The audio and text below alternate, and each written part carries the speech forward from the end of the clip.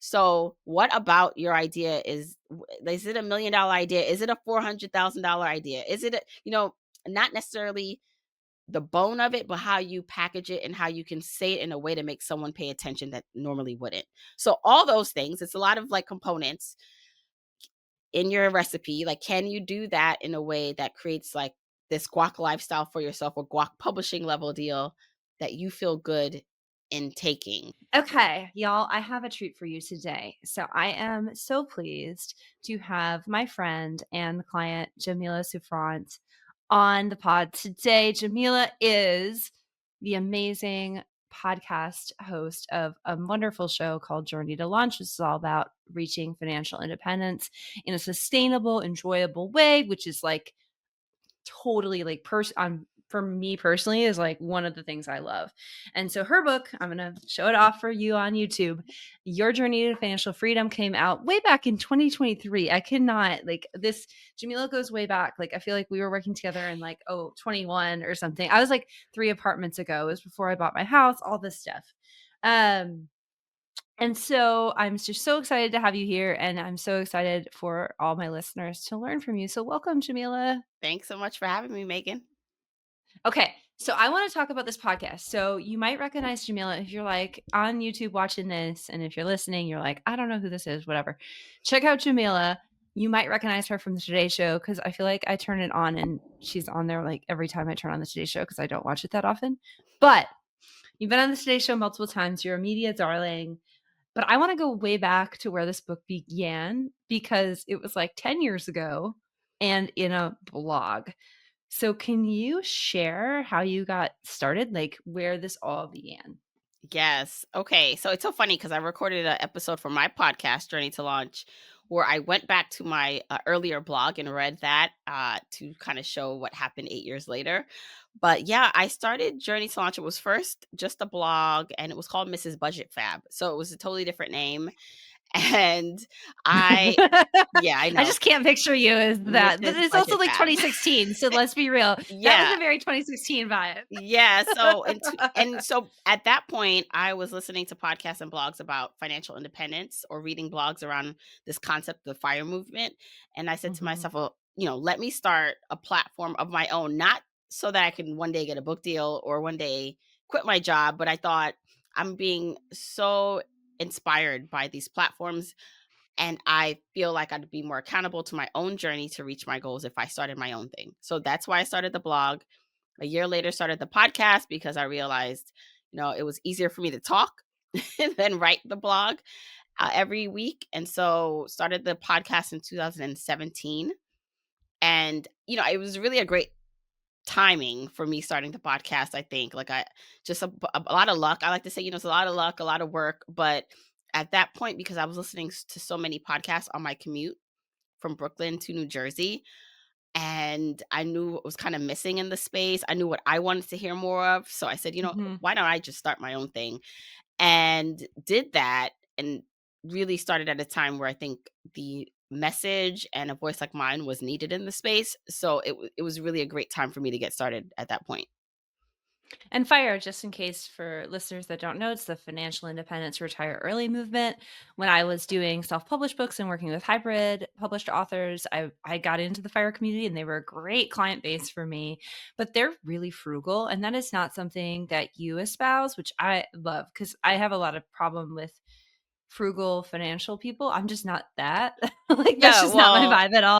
I think the beauty of since when I started to now, it's that the movement itself has broadened, like it's so many types of fire, like fat fire, or, barista fire, all these terminologies, but really it's not everyone is as frugal, but there are definitely subsegments of a lot of frugality. And that's how I started. This is why I call the blog Mrs. Budget Fab, because, quite frankly, to make the change someone wants to see, which is, I know that you have a lot of like entrepreneurs and people like watching where, maybe they'll like get to the book part, get to, how to publish a book. But I think in terms of Mhm. the fire like movement, how it helped me and how I want to help people who are entrepreneurs also is you don't want to be beholden to like not understanding how your income and expenses work together. Like you want to have freedom, even from like writing books if one day you want to do that. And so understanding that and how to pull those levers of whether it was frugality or earning more and how to use it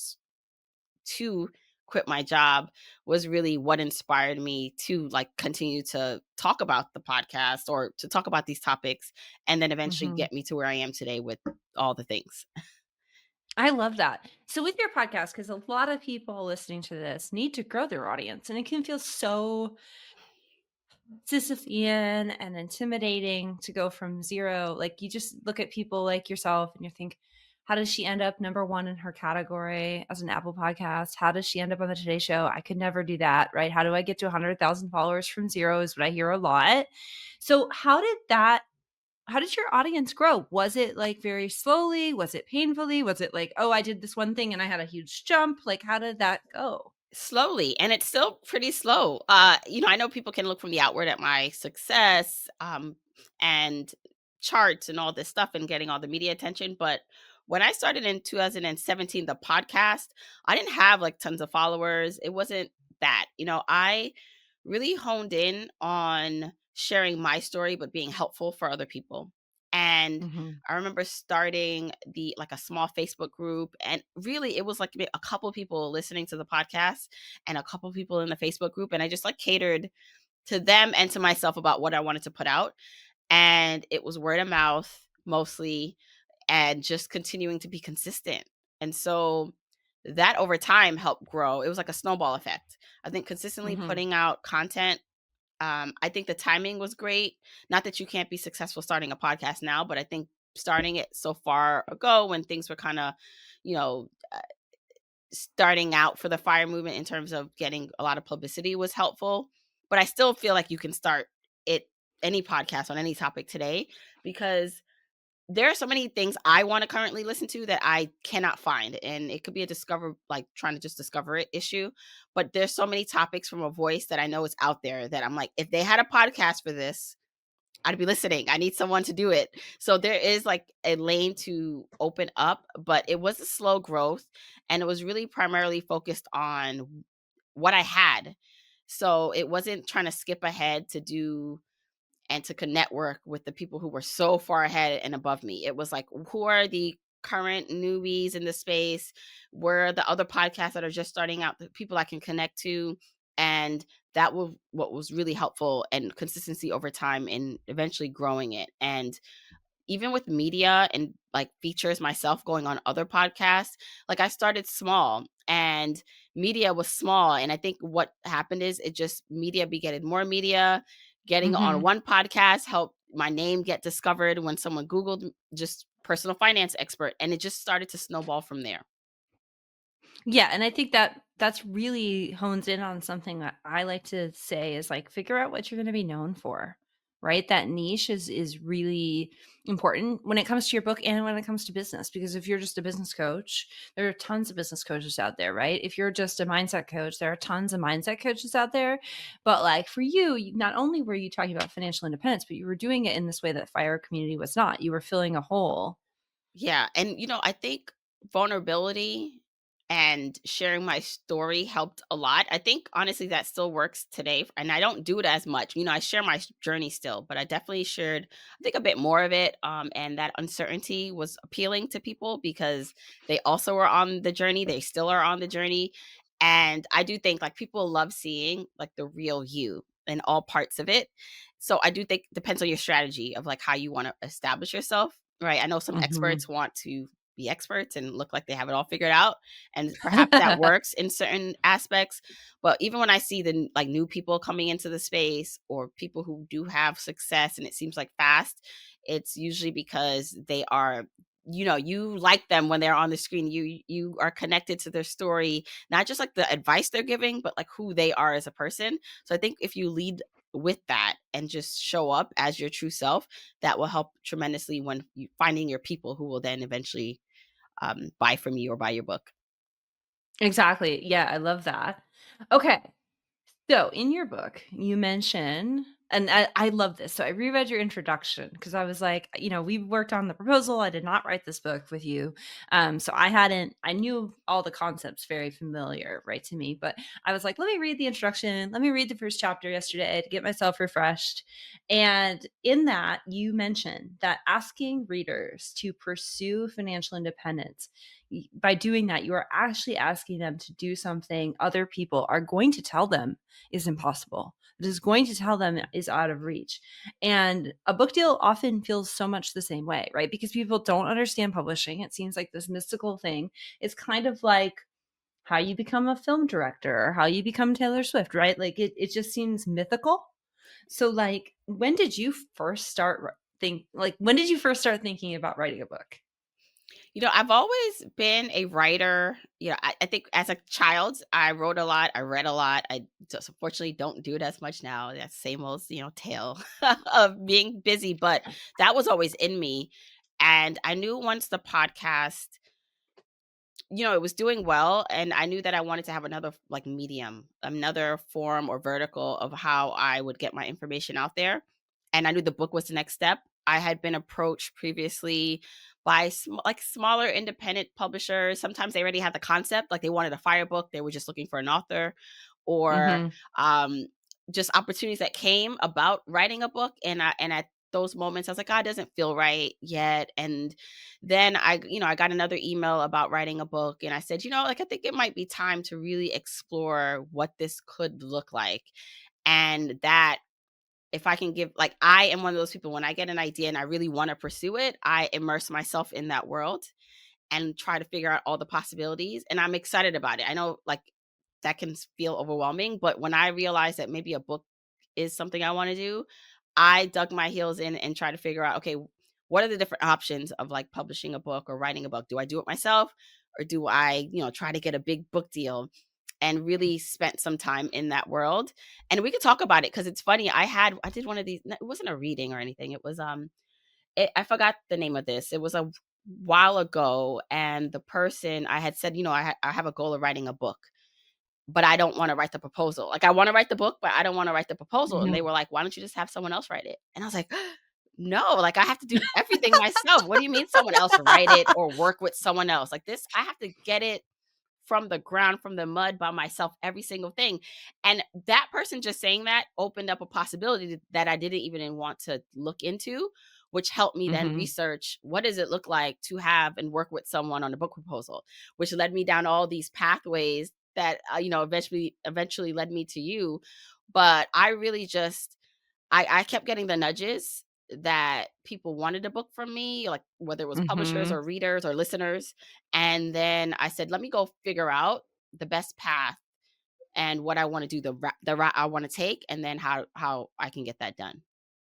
I love that. Like, if everybody could do that, that would be great. But Yeah. honestly, like, those pings from smaller publishers for people that are listening, like, a lot of people think that's the only chance they're gonna get, and it's like, you can say no to those people. You can say not now to those people. Someone from a big house, Penguin Random House, Simon& and Schuster, it I used to do it all the time. It's called spearfishing. You go out and you, like, look for authors for projects, or you just see somebody. I hounded this writer for the Village Voice when I was at Simon& and Schuster.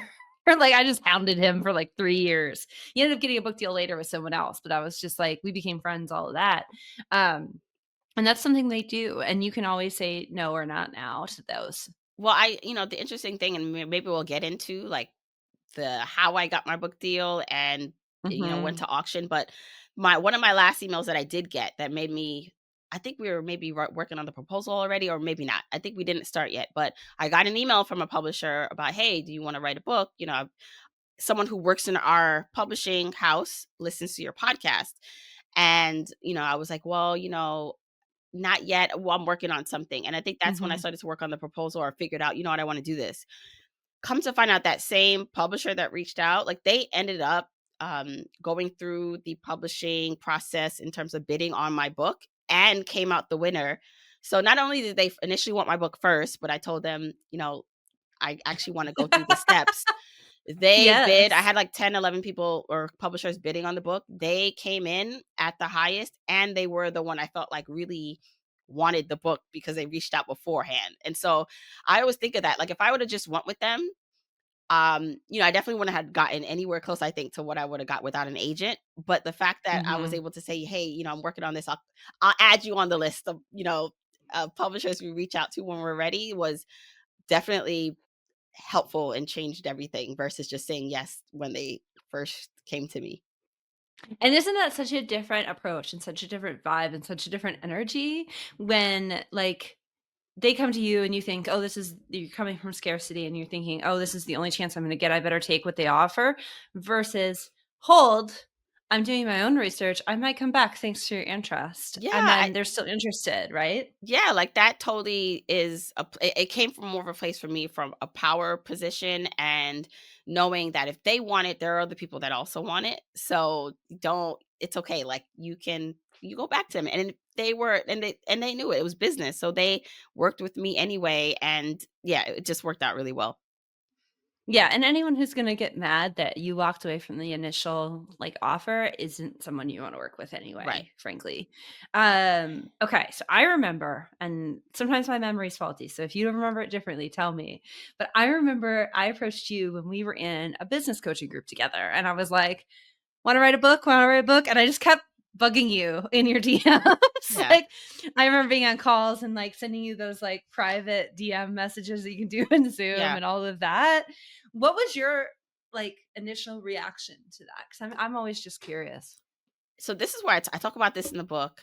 I know I talk about finances and all this stuff, but I think life is a series of, occurrences and luck and wonder and magic and God and whatever you believe in that leads you to make the decisions you make. Like everything I believe happens for a reason.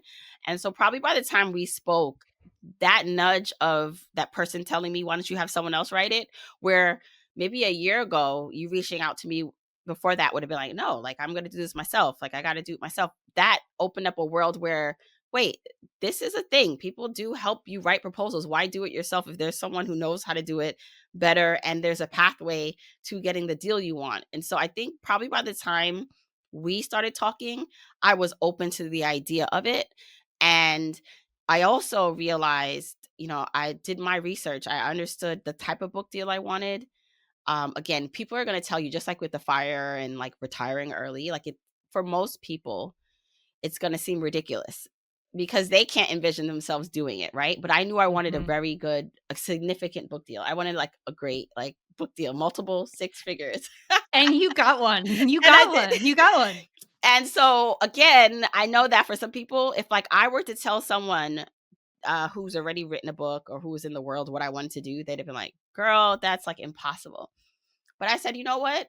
I feel like I can do this. I have research that shows there are people who have done it, who have gone the path that I'm looking to go, and let me do the math, right? Like, so if I got to pay or do this and then invest upfront to get the outcome that I want, and what's the possibilities and probabilities of that, then I'm gonna. I took the risk, and so for me, it was all of those things. Like, it's almost like when I talking about going to college. Like, if you have a kid, I have kids, and let's just say my kid wanted to be a teacher, and I love teachers. My husband is a teacher.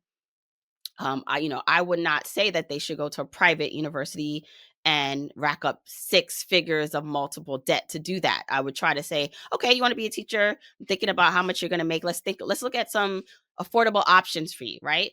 But because I knew my goal was like multiple six figures, then I knew the investment that I wanted to put into it like made sense to get there versus if I didn't think that I could get to multiple six figures, I would have been maybe went about working with you or not working with you differently because so I figured out what my end goal, what I wanted that to be. I made sure that it was probable and that I could do it, and then I kind of worked backwards on if the investment I wanted to put into it.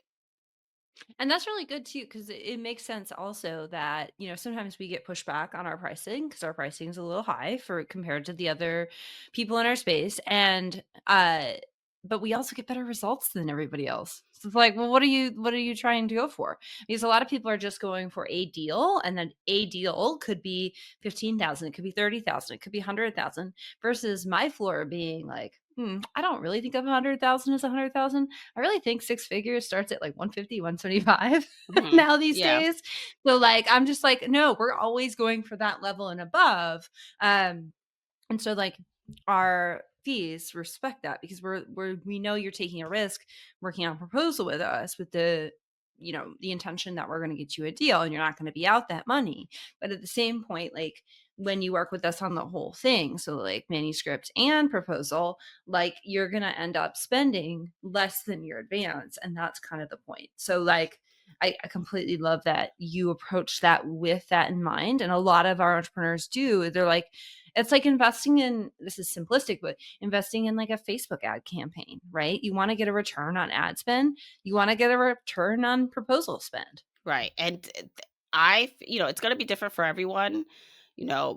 Perhaps if like this was me having to make the decision now based on the market and how things are and what's recently happened, maybe my choices would be different. Like even my platform, knowing what I know now, like I did really luck up in the time that I got my book deal. Like I don't know that I would, if Mhm. this happened today, that I would have gotten the same thing.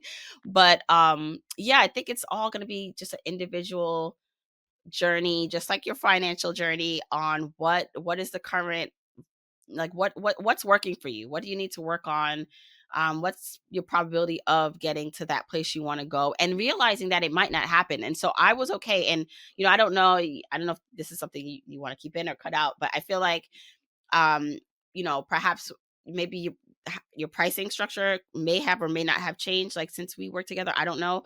But I feel like I was willing for the amount fee that I paid, and I think it was just a fixed upfront fee with you.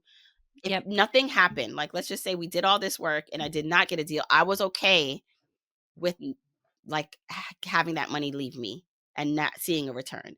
So I think that's the biggest thing too, is like when you take these kind of risks, it's like of course you want the results, but it's not like I bet like the mortgage and like we wouldn't be able to like live. It was like, okay, this is obviously something I'm investing in, it's a sizable investment, but if it doesn't come true or to fruition, it's not going to leave us in the cold and like not being able to pay our bills. So I had to be very smart, whether it was with the business finances and overall finances, to make sure it was a deal that, or it was a situation that no matter what, I would be okay.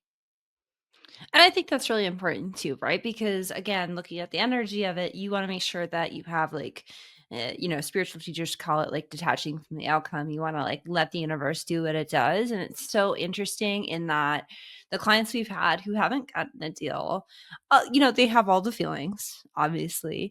But then at a certain point, they're like, oh, it wasn't meant to happen for me right now, or it wasn't meant to happen in this way. And they very much have a piece around it, which sometimes potential authors can't even imagine that, right? But like the authors that we're working with are like, hey, we did all this work. I'm proud of what we did. If somebody else didn't say yes to it, that's on them. It's not on me, right? So let's talk about the proposal process because I think it's really interesting. So what surprised you about that process? You mean writing it or just getting it out to get an agent? Either, both, all of the above? Yeah. I think I actually started working with someone else on your team when we initially worked Mhm. together, which was again something I had to get comfortable with, because this is the thing when you're a business owner, everyone wants to work with the owner, the expert. Like I It's want true. Megan. It's true. Like even though like you are hiring people that are just as capable. So I was working with someone else for a while, for I don't know how long it was, and they were great. I thought they were fine. Like they weren't. I didn't feel like I was lacking in terms of what they were doing. But I think that something happened and they were no longer were working with you, and then you had to step in and take over, which was fine by me because I'm like, yes, like let's get it done with Megan then. And I think you like completed I think I was working with that person for a few months, like almost 8 months. I don't know. It was a little bit of time, and I think you and I started to work together, and it was fast. I feel like we got the proposal done, or you got it done in a good amount of time. Like it wasn't. I think we had done a lot of work with that person. And you took that, but you also reworked it and did your magic, and we were able to like really get things going really fast, which was nice at the time because it accelerated the timeline of getting things done. But overall, I felt this was exactly why I wanted to work with someone, because I think there were pros and cons like to whether you write the proposal completely yourself or you work with someone. Part of me feels like I got to get the anxiety or just like the workload of trying to figure out all my ideas by myself and put it in a format that would make sense to someone Mhm. else. Like I got that professional help from, you guys, so you to do that. And so it helped save a lot of stress or just time. Like I wasn't up like I wanted to spend that energy when I was writing the book, like, writing for hours and hours. I didn't want to do that with the proposal. But I think that was the most beneficial, like not like having almost a partner and someone else doing the heavy lift in helping me get my ideas out and into a way that made sense for agents to see and then eventually publishers. Yeah, the proposal is so interesting. So the way we do it now, because again, we worked with Jamila in like 2021. We're recording this in the spring of 2025. Like we still kind of do the same thing, honestly, which is that we have collaborators on the team, and their whole job is because I'm hosting podcasts, I'm writing marketing emails, I'm doing financial reporting, I'm doing management stuff, I'm doing ops. It's I'm meeting with new clients, talking with authors, all the things. We have collaborators on our team. Most of them are former editors, publishing professionals, and they come in and they know sort of what a proposal is already. And so they do the hard work. And there is a lot of hard work at the proposal stage because we're creating the structure, we're creating the positioning, we're creating the comps, we're creating the market analysis, all these things. And so the collaborators really own the editorial. And so with that particular collaborator that we had, she hadn't collaborated before. She had come up more on the marketing side. And so it just was, it's like one of those things. Publishing is not this unique industry where like the HR problems of the world do not come and show up in our house too. They do. People leave, people get fired, all sorts of shit happens. And so that's just what happened there. But the awesome thing for my clients is that I'm always going to fucking pick that shit up. So like with you, she had dallied and dallied and dallied. And I've given her I learned a lot as a manager in that moment. I had given her too much rope. I was being too nice. And so when I swooped in with you, I was like, Jamila, it's too important. I got to get this done on time. I'm not going to ask her for a contract extension. I'm just going to sit here and get this shit done. And so that's what, what I Yeah. did. Right. Like, yeah, And you that's got what it you done do. I quick. mean, we had someone get a dream job and is in the process of leaving our team right now. And it's like, okay, we're going to do everything we can to make sure that their clients feel like we're not abandoning them. And that happens in-house as well. Editors switch jobs, um, houses change. Your publisher went through a weird transitional moment while your book was being published. Like there's just things that happen. And so our industry is not unique. That happens to us too. But for me, it's really important to have clients feel held, and we're the experts in book structure. So that's the biggest thing that I see in author written proposals is that they don't really understand how books work and what you need to do to productize your ideas, because like you had so many ideas and so many amazing frameworks, but like they had to be parsed out, Yeah. right? Yeah. So like they had to be parsed out and spaced out and explained, and like I don't know, there's just a lot there to handle. So yeah, with your proposal process, it was very interesting because I gave it to somebody else and was like, oh, she's fucking this up, I gotta take it back, and then figure it out really quickly. Yeah. um but it was still fun, and I was glad that it worked out, because what I do when I get that sort of situation, I'm even a bigger champion for making the outcome the clients want, because I feel not bad necessarily, but integrity is really important to me. So I want to deliver what we promised you, regardless of whatever was happening on the team. Yeah, no, I'm super glad that it actually did work out that way because I think that was part of the reason we were able to go as far and get such a good book deal for me because of like what you were able to produce. And like you said, like there's things that I just don't know. Like I haven't I believe in hiring like experts who actually know what they're doing and can provide real results and have a track record. So I think why would I stress myself out, which is what I was afraid of, which is why I was delaying probably kind of getting a book out, which in actuality was all in perfect timing, but I don't know any of this. And so like to have my own research, but then know someone else is on it and knows how to market this concept that I have in a way that an agent is going to be like, huh, versus the way I would have did it. And then, the agent then knows how to move on to the publisher and make the publisher go, huh. Like all of that to me was worth it in terms of paying people to do these things and for their expertise. Yes. All right. So let's talk about landing your deal. So you went to auction. So explain sort of that process for yourself. Oh my gosh, that was really fun.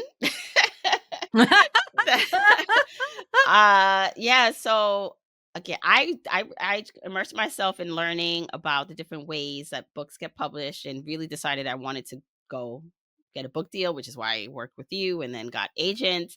But I think it was a great time because from what I understand, back in the day when you had publisher meetings, you had to like it was in person, right? Like you went to those Mhm. houses. Yeah, they used to do in person. Yeah. Right, and so this was all, like, even I met my agents virtually, and then I met all the publishers that wanted to work with me, or even those initial meetings were all virtual, so I felt like those were, like, kinda fun. I remember doing it, and the kids being home, whether they were sick or something was going on, and I had maybe, like, 12, so I got landed great agents, but then also landed maybe, like, I think 12 meetings with publishers virtually, and so there was, like, a time period of 2 weeks that I was having meetings like every day where the publisher wanted to get to know more about me and the concept. And so I actually enjoyed those meetings. And when it came down to now, I guess, people showing interest or that point where my agents are asking publishers, hey, send in your best Mhm. offers.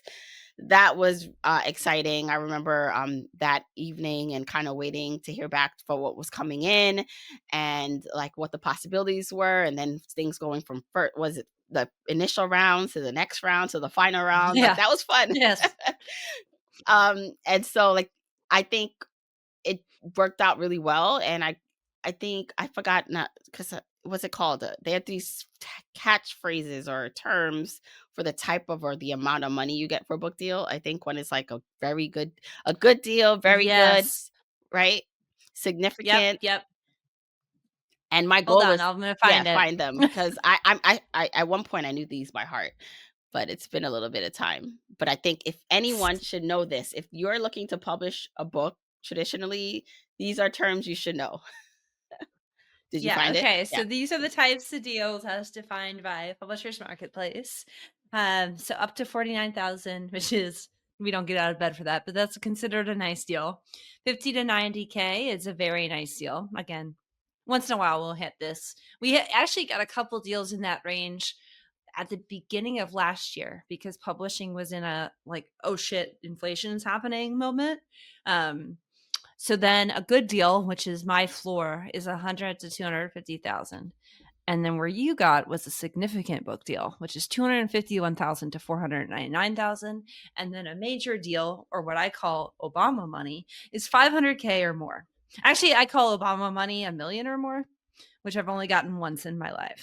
But 500K or up is considered a major deal. And then I call Obama money anything more than a million. Right. So my goal in doing all of this, like even from the beginning, and I knew this, so even from when working with you, I knew these terms, I knew what was possible. I think I had set out for, I said, significant. Like I need to get at least significant. I think Mhm. I could do major. I thought was like a little bit much. I wasn't like my brand wasn't that huge, but I thought, okay, I could think I could get a significant. And so when the bids started coming back, like they were in that range. Like I ended up getting a at the high end of a significant deal, which even to this day I'm like, you gave me all that money, It's a lot of money. right? Yeah. But I mean, again, all the stars aligned, and for it to work that way.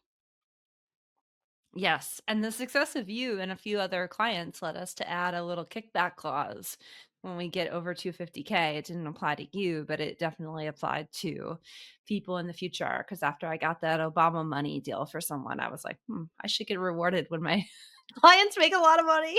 And Um, wait, I do want to go back because I think for me, the fact that the person or the publishing house that came in the highest and that I felt really, you know, connected to the mission of the book was the one that came to me before I even had an agent. And mhm. so I also felt like that was saying something. I mean, they made it easy because they also came in at the highest to pick them. It's not like they came in second to highest and I had to make that decision, but it was like, this was meant to be like, so I thought that was really interesting that how that came around. And like I said before, when they first reached out, there was no talk about money, so I had no clue what they would have offered me, but I highly doubt that they would have offered as high as they did unless, un but it was because they saw the other people all the other people who wanted it, so that was pretty cool. Exactly. So, for readers' perspective, and we'll have an agent come on. We'll probably have your agent come on to be real, but a literary agent come on and talk about this more. But essentially, like when you get into these multiple bids, and that's what we call it when people want to buy the book, when the publishers want to buy the book, we call it bids. So it's very similar to the housing market, where if you get a hot, cute house in a great neighborhood, people are going to bid on that and run it up. Right. The very house I'm sitting in, we paid $100,000 over the listing price because we wanted it. Right. So same idea. And everything human about an auction, like even whether it's a cattle auction or a book auction or Antiques Roadshow, that shit runs up because people get hot. They get, you get in a hot state mentally and people just go a little crazy. And so that's would happen. And you also benefited from this big push where like I think you got your deal in 2021, right? At Yes. the end of 2021. Yeah. Yes. So like in 2021 in particular, what had happened is because the publishing world was taken by surprise by COVID, what happened was they didn't make as many deals during COVID time because they were adjusting to remote work and like the money was really weird and like just everything was kind of off, even though it was a great year for books. Like there was a huge push in book sales during the pandemic. And then 2021, there's a little thing called inventory within the houses, which is like basically how many books do they have lined up for the future years? Because we're working about a year or two ahead at any given point. So they looked in 2021 and thought, oh no, we didn't buy in 2020. So we don't have anything for 22 and 23. So they just started throwing money at stuff. And not that your advance was higher than it should have been. I think it was probably right in the night. You didn't really have the inflationary thing. But a few of my projects, like me and the agents would be like, this project would have been like half the price 2 years ago. Right. And like that's really interesting. And it's because they were all short. They were all trying to buy up its supply and demand, right? Basic economics. But like it was really interesting. And so then in 23, we saw that big contraction Yeah. Yeah. That's why, because everything's fluid. see, I mean, some of that stuff I didn't even, I didn't know that part about like the inventory being low. So they probably had a budget. I feel like things like I learned, like kind of going in, maybe this was from my agents that I learned, like going in at the end of the year, was good because, people have unused budgets. And so they're like, oh, we can also give you more money for that. So yeah, Yeah. a lot of things just really worked out. And also I think it was, on the heels of like Tiffany the Budgetnista, like her book did so well when it came out. Finance, about personal finance. I mean, she's amazing with her platform and how she's able to sell. So coming from the heels of that, I think was helpful for me, like to, be a Black woman in this space. And so there was just like a lot of things working in my favor in 2021 There to was get that a deal. There were so many things working in your favor, and that was really about timing, and you can't, like, kinda try to time that. It's kinda like trying to time the market. It doesn't quite work, the stock market, but, like, there's certain sort of cadences. So, like, we tried to submit a personal finance book, about 6 months ago, and everyone was like, "She's great, but it's too crowded." Because of Tiffany, because of you, because of Vivian too, another client of ours, all these books by women came out. Tori Dunlap, all these books. And so it was just like, okay, well, this author, she could choose to go hybrid publish or do something else, or she could just wait a couple of years, let her platform grow, try again, right? Right. Because that's another strategy you can always do. And so let's talk about writing your book. Were there any like surprises or like personal moments of like, ah. Yeah. So learning from hiring and working with you and paying for experts to help you do things. I did hire, so did the research to understand what it takes to write a book and realize like it's not easy and you don't even know what it is until you're doing it. Just like I think like parenthood, like Yeah. you could tell as many like how it is to be a parent until you're actually in the thick of it. Like no one can tell you what that feels like. So I knew that it was going to take a lot of work and energy.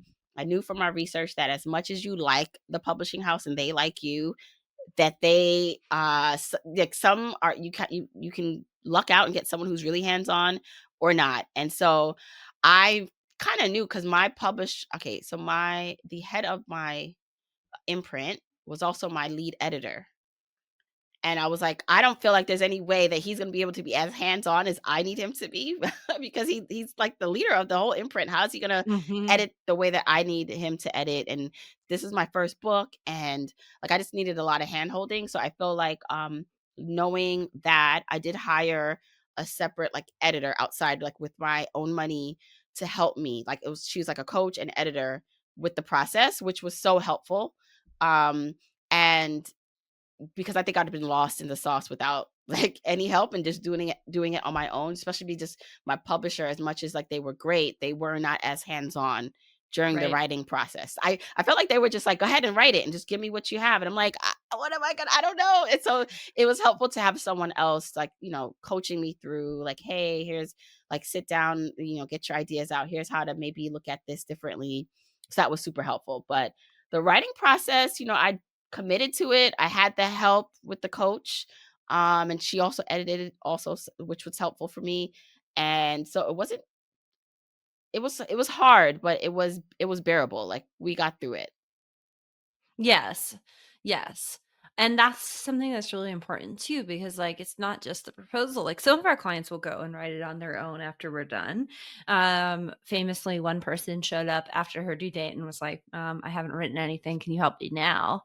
And that was like, oh shit, okay, yes, but also like ugh, what are we gonna do, right?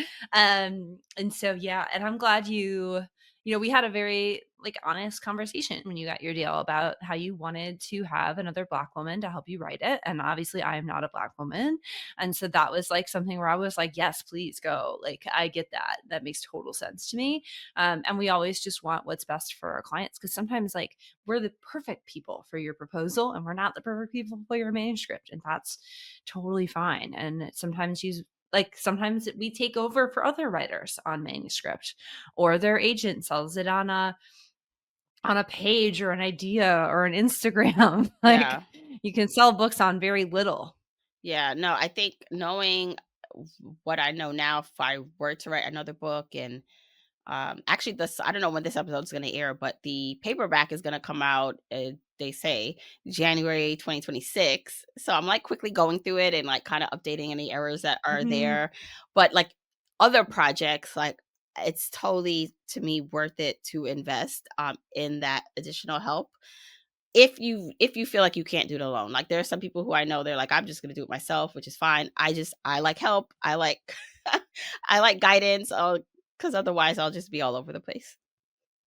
Yes, that and I think it's the accountability there, it's the help, and it's the space because a lot of our entrepreneurs and experts, they don't have the space that you need to write a book. There's a reason that even me, for our full-time collaborators, they're only working on 4 books at a time, and we work about 30 hours a week, and that's a little dicey sometimes. Sometimes they have to work on, a full 40 or a full 50 hours to get it done because it is a lot of work. It is a lot of lift.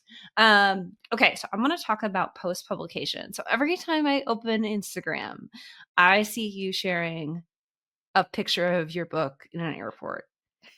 And that is like everybody's dream, right? When I talk to people, they're like, they used to say Oprah, right? Or maybe Ellen when Ellen was on. And now that those kind of have like gone away, they always say, I want my book in the airport. Did you see it for the first time? Did one of your followers send it to you the first time? What happened the first In the time that you found out your airport. book? Was it at a store or at an airport? Well, it's funny because someone saw it before the publication date at the Barnes& and Noble, which I didn't know. There's so many things, so many little things you just don't know about the industry until you're in it, and I was like, I didn't know that they could actually put the book for sale, like, before the sale date, but they had printed so many that I think they just were able to put some out early, so I think, there was someone who saw it in a bookstore, like, the Barnes& and Noble, like, a week or 2 before publication, so I thought that was Yep. interesting, that was exciting, and then I forgot the first time that I saw it in a, airport, but it was exciting. It's exciting when I see it. It's exciting when my kids see it at the library, at the airport, all these places. I'm just like, wow. The other day, someone sent in one of the chats I'm in. They were at a Barnes and Noble in the city, I believe, and it was like on display in the front, along with a couple other books, like in the front where people pass by the display. mirror, and I was like, "Wow," like, so yeah, it never gets old seeing the book and me seeing it or other people sending it to me. So I can explain why your book was out in a bookstore before your pub date. Mm, So when they go, and sometime you should go see when you're walking around an independent bookstore. The other day I went to mine in my neighborhood here, and I was like, "Oh, they just got their shipments," because there were just like a stack of books all with like Hachette and Simon and Schuster and HarperCollins logos on them because they all got shipped from the warehouse. And unless you have what's called a laydown date, so they do that for Prince Harry probably had a laydown date. Britney Spears probably had a laydown. Um, any of these really big books probably have a lay down. And what that means is literally you can lay it down in the store on that date. But everybody else, it's just like at the whenever, yeah. bookstore's discretion, right? And sometimes, sometimes they will stick to that and other times they won't. That's also on the flip side why you might not see a book within the first week. I remember a book came out, one of my authors hit the USA Today bestseller list, and I went over to my indie just to see if they had it. And I was not shocked that they did not have it for two reasons. Number one, my indie has about, I don't know, maybe 10 feet of space for any practical nonfiction at all, right? So, like, for this person to have a book there is, like, because it was on entrepreneurship, is like kind of not always going to happen anyway. And then the second thing was I was like, oh, it's, she just came out this week. They probably have it in a carton somewhere. And that's happened too when I go and I'm like, hey, you don't have this. Can I special order it? And they're like, oh, it's here. We just haven't unpacked it yet. Yeah, yeah. No, I think I try to, I'm like post publication. I think the thing about learning about publishing a book is that it's not easy to sell actual books, honestly. So for me though, I've committed to like you're always going to see the book. Like I know some people like they publish it and then you never like see them talk about the book again. You don't see a picture. And like I just feel like it's just a part of my life now. So it's gonna be in mostly in the background of everything I do. And also there's gonna be a post about it. Whenever I see it, whenever someone um does something and credits the book, like I'm gonna post about it. So it's like an ongoing promotional run that never it's probably never gonna end for me at least. Yeah, because why would it? I mean, that's the funny thing. I see so many people are like, well, I promoted it for, a couple weeks and then the sales have dropped off. And I was like, well, no shit, you're not talking about it again, right? Yeah. Like, you got to talk about it endlessly. It's the same thing for like anything you launch as an entrepreneur, especially online. You got to be constantly selling, selling, selling, selling, selling on it, right? Um, okay, awesome. So we're down to our last question. I love to complete these interviews with my client's best advice. Hmm. So the people who are listening, they want a book deal. They're experts, they're entrepreneurs. What is one lesson or one tip that you would tell them, like that you would tell your bestie? I mean, we have an amazing thing in your book called the guac levels, right? Of like how much, like, basically, I'm going to do a very random job of just explaining this, but basically Jamila has this great analogy for lifestyle and how you want to live.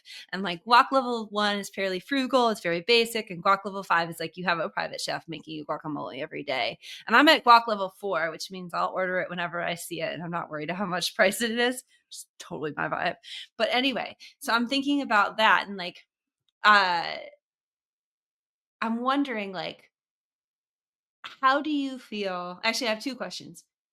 How do you feel like guac levels apply to publishing? Mm. And second, what's your best tip or lesson or advice? Let's see. Okay, guac levels in publishing. You are clearly at guac level 5. Well, yeah, like yeah, 4 or 5, 5 would have been the what's that? The major book deal for me, but like And that's true, that's true. You were at well, you were right here with me at guac level yeah, 4. yeah, no, I think so. Let's see. So similar to the financial journey or the reaching this audacious goal of financial independence, never having to work again. Like who doesn't want to do that, right? Mhm, yeah. Is that for me to be able to have quit my job, like I made really great strides early on in my journey. Like we saved and invested a lot of money. I actually had to be frugal in a lot of areas and be a guac level 1 and 2 so that I could save up and gain that traction to get to where I am today, right? And now I can kind of spend a little bit more freely and so it can go back and forth. I think consistently, I would not have wanted to live guac level 1 or 2, like, in my life, right? But I had to do Mhm. that to get to to give me a launching pad, right? To kinda give me that extra money so I can quit my job and start the business or continue the business. With that in publishing, I would say that you have to find what you truly would be okay with.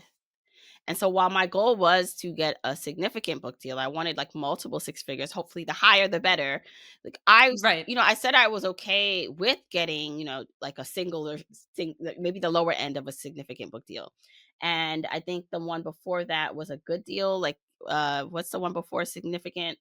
Like up to like 100 to 250, I think you had.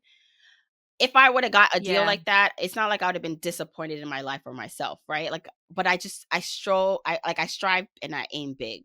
But I'm okay also if it doesn't land because I do feel like you have to strive.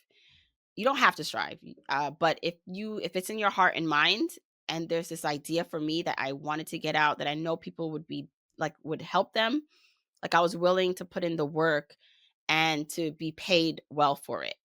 So I would say with the publishing world and what you have as a goal for yourself, I think look at what's possible. Like it's okay to be a little delusional. I don't mind a little delusion, but also like if you have just started, you don't have a platform, and now you're like, well, I'm going to get like this major book deal or significant book deal in a year. I think that's not realistic. Like, but if you're Yes. saying, you know what, I have a plan to grow my audience, it's a 5 year look out, then it's possible because a lot can happen in 3 to 5 years. So I just think strive for like the higher guac level and the higher publishing deal if you have the components to make it a reality. If you have the drive to like grow the audience, if you have the consistency and persistency to put out consistent content, if you have the idea, right? I don't think there's anything new under the sun. Like everyone in personal finance, it's like the same thing, okay? It's the way you Yeah. package it, and that's mostly everything that is a book. That's fiction, nonfiction, I should say. So, what about your idea is it $1 million idea? Is it a $400,000 idea? Is it not necessarily the bone of it, but how you package it and how you can say it in a way to make someone pay attention that normally wouldn't. So all those things, it's a lot of like components in your recipe. Like, can you do that in a way that creates like this guac lifestyle for yourself or guac publishing level deal that you feel good in taking? And if it doesn't work out, will you be happy for the work and the risk you took for doing it? And for me, if none of this worked out, like I would have spent the money with you. No agent would have wanted it, no publisher.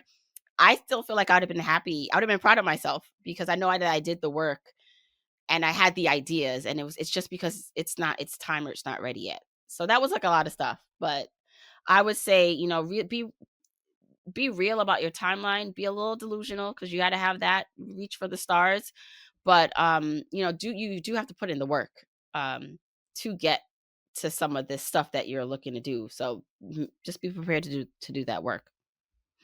Yes, and I think the other thing too is like, do you have the desire for that? Because I see a lot of people that want the book, want the advance, want the fancy stuff, but they don't necessarily want to do the hustle. They don't want to sell it. They don't want to build the audience. They don't want to put out a podcast every week. They don't want to write an email every week. They don't want to grow an empire of a Uh, business. They like the other things that you need. And so you have to be real with that. The where I am now, I am not at this place where I want to like of course I'd love more listeners of the podcast. I'd love more money for the business if it works in a way that feels good. But I don't have that desire that I had 5 years ago when I first started Journey to Launch. And I was like, I need to like get on all the lists and I need to get on this I don't have that anymore. And so I think it'd be harder for me to try to go after a deal like this, like with the mindset I have, right? And the drive that I have when it comes to my business. So be real with where Mhm. you are. But back then, I was like, when I was getting this book deal and when I was growing the audience, I was all in. And so that's why I was so motivated to get it done. So you got to be real with what it is that you actually want to do and the kind of work you want to put into it. Right, and that's gonna change over the course of your entrepreneurship. You're gonna have moments where you're like, "Let's go for everything. I'm ready to build this empire. I want $1,000,000," whatever those goals are, and then other times you're like, "I'm fucking tired. I'm good. Like, Yeah. I'm chill. I'm enjoying my life," right? and so and then I guess the publishing advice or just advice I'd give from what I know now, I think it's relates to a lot of things, but if I would have told some people, what I was trying to do, they'd be like, "No way. Like, you're not gonna get that big of a book deal. Mhm. Like, you're not gonna sell books like that, whatever."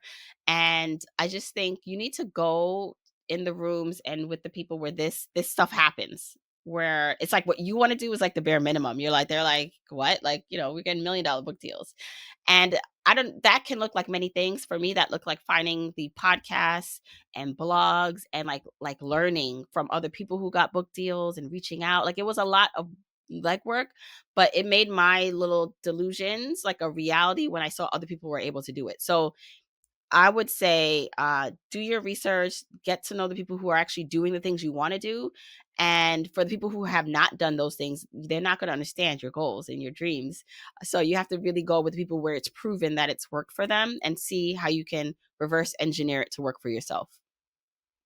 'Cause I think too, if you're in a space where you're the biggest fish, you might even be dreaming small and not realize it. Right, right. And sometimes it's okay to be like, like a fish that's just chilling, you're not really running upstream, you're just letting the stream take you. But I would assume if you're listening or watching this that you do want a book deal and you want to get your ideas out there. So there's so much information. You got to be careful online too. There's a lot of scammers out there, people who are not like Mhm. they're lying about what they're doing. So be careful.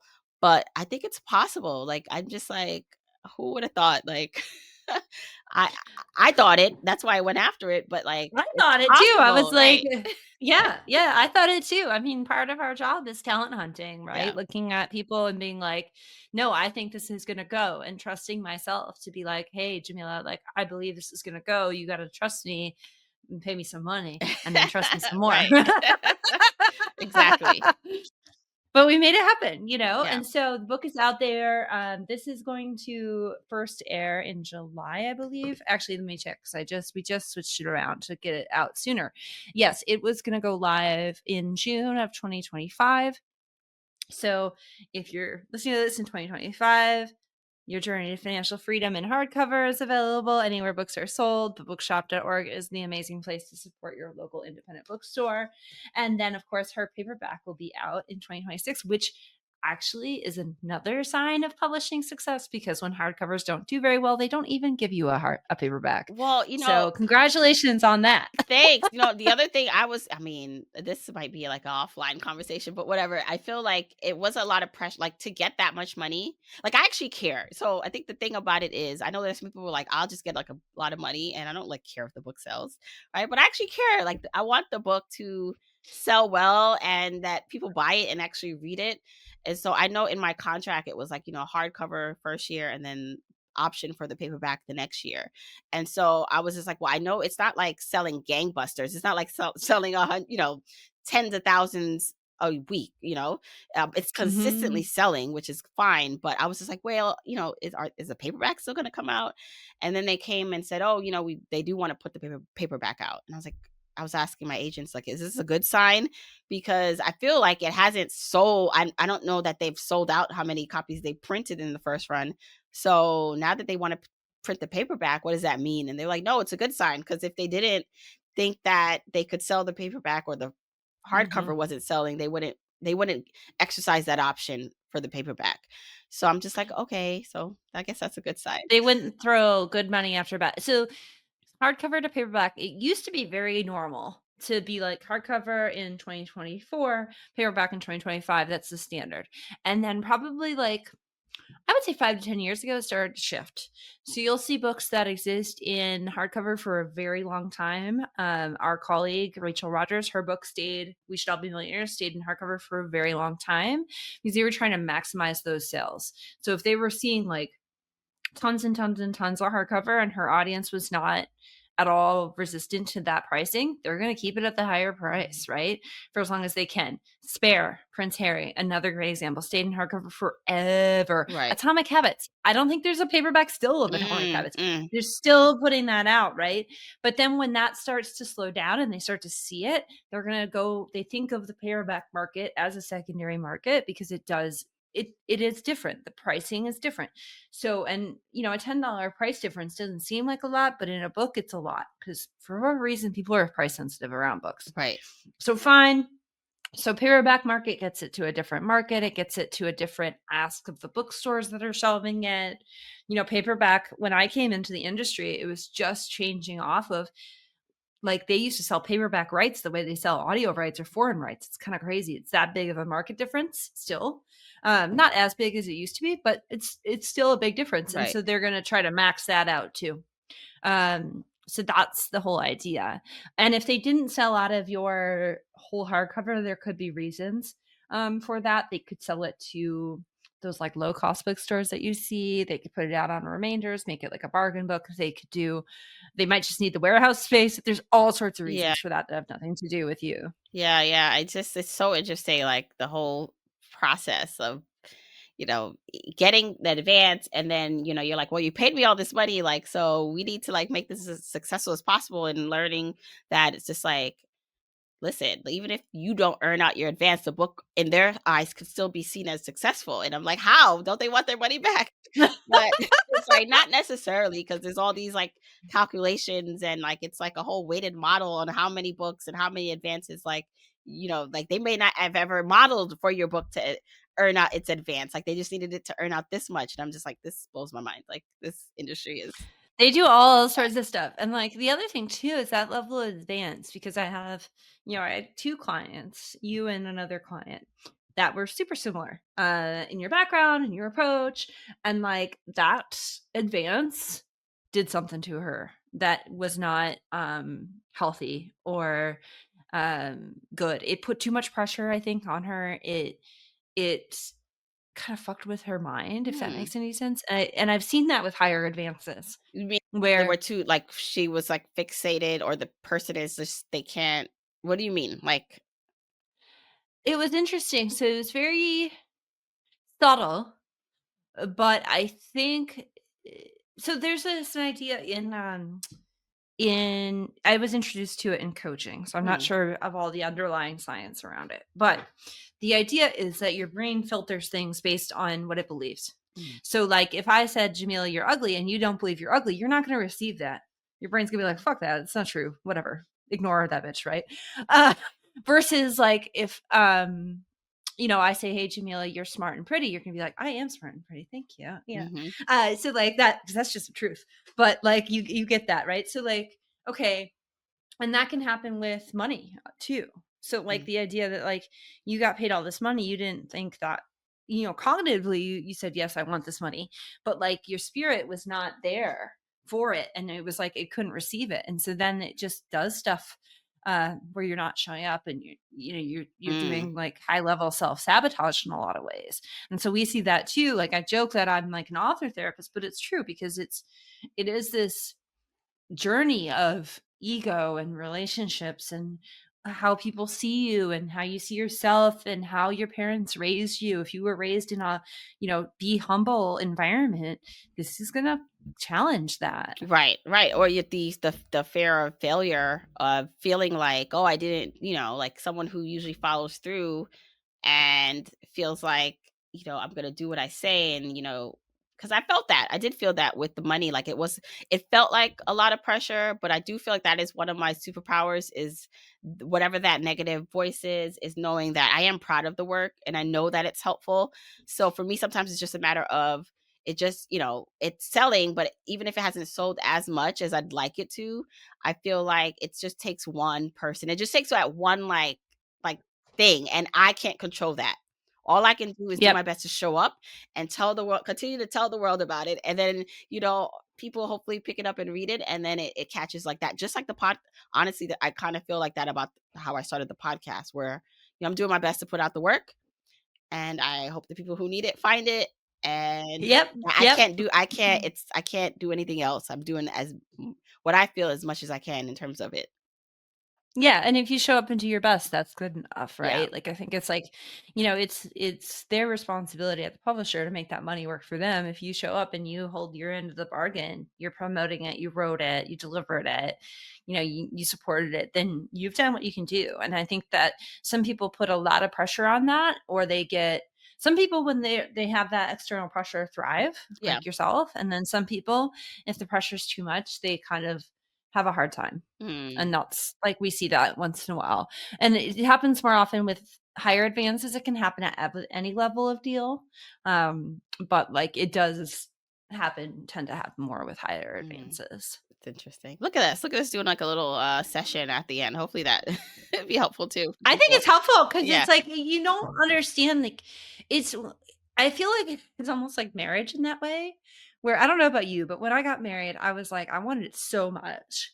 And then I got married and literally like, I don't know, a week in, I was like, what did I agree to? Hmm.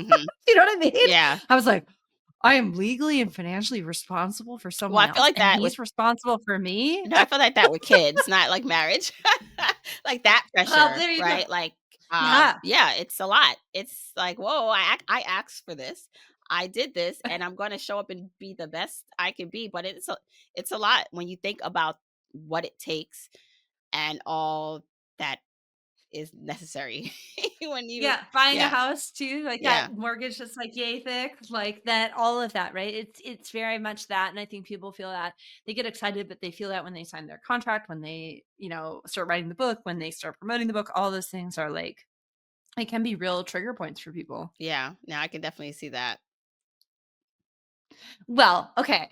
We just had an amazing like little therapy chat at the end of that, which is I love it because I think the more we can educate authors about the process, the more capable they'll be and the more possible they'll see all of this. And so that's why I want to bring on, my clients who have been successful and who have, had this dream years and years ago. You've been at it since 2016. You got your deal in 21, the book came out in 23. And that's a pretty like average trajectory, honestly, from when you start your audience to when you get the deal. So again, your journey to financial freedom, you got to get this book, y'all. It is amazing. Um, and Jamila has so many great strategies in this, both for like improving your financial life today and getting to the guac level that you want to have. So go buy it, whether it's in hardcover in 2025 or paperback in 2026. Thank you so much, Jamila, for taking the time and joining me today. Thank you, Megan, for having me. This was really great. Yay! I enjoyed it too. Well, everybody, cheers to your success, and I will see you in 2 weeks.